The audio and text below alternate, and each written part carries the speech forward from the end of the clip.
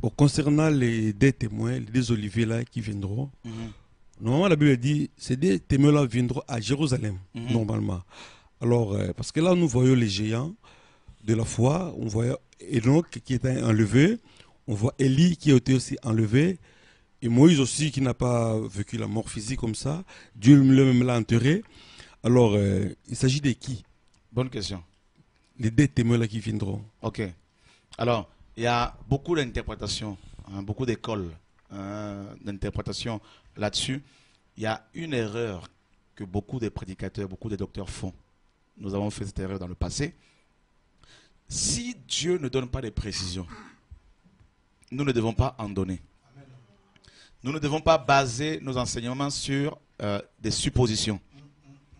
Et là, c'est là qu'il y en a qui vont dire non, ce sont des révélations que Dieu m'a données. Non. Les révélations égale la parole de Dieu. Et nous ne faisons que recevoir au jour d'aujourd'hui des illuminations, photis en grec, qui veut dire donner de l'éclairage.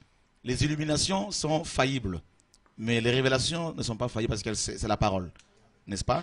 Maintenant, comme Dieu n'a pas donné l'identité de ces deux personnages, nous ne devons pas non plus la donner. Donc on ne doit ni rajouter ni retrancher. Et il y en a qui vont dire non, mais il est question de Noc et de Lie parce que les deux prophètes n'auraient pas connu la mort. Donc il faudrait qu'ils passent par la mort comme les autres morts. Mais ce n'est pas ce que la parole nous dit, c'est pas ce que le Seigneur nous dit. Et d'autres qui vont dire non, mais vous voyez, les deux prophètes dont il est question là, les deux oliviers dont il est question dans Apocalypse 11, et les deux ont les mêmes pouvoirs que Moïse et Élie. Donc ça sous-entend que c'est Élie et Moïse.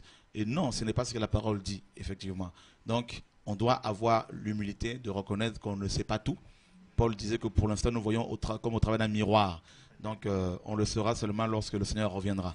Voilà, c'est la sagesse.